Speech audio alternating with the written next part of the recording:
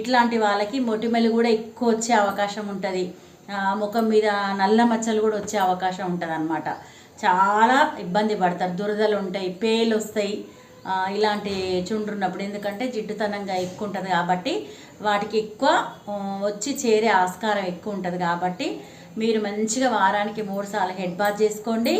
కుంకుడుకాయ రసం కానీ, ఇంకా డ్రై చేసేయి మెంతులు కానీ, లేదంటే ఉల్లిపాయలు మెత్తగా నూరి మంచిగా రూట్స్కి అనేది అప్లై చేయండి. బాగా రూట్స్కి అప్లై చేస్తే కొంచెం డ్రై అనేది తీసుకొస్తుంది అనమాట. కాకపోతే అది అప్లై చేసేటప్పుడు కళ్ళకి బాగా వాటర్ వచ్చేస్తుంది. ఒక 10 నిమిషాలు అట్లా అప్లై చేసి వాటర్ పోసి కడిగేసేయండి. షాంపూ మాత్రం వారానికి 3 సార్లు కంపల్సరీ షాంపూ చేసుకోవాలి, మంచిగా ఆరబెట్టుకోవాలి. అట్లాంటప్పుడు మీ సమస్య చాలా వరకు 80% తగ్గిపోతుంది అనమాట.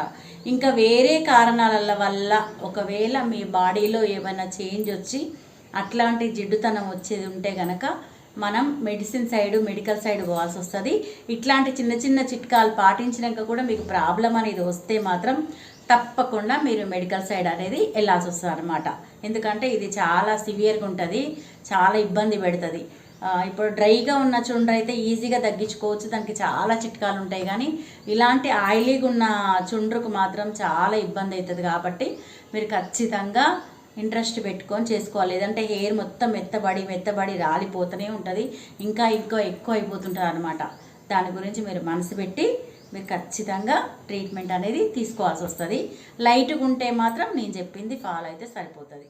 అర్థమైంది కదా.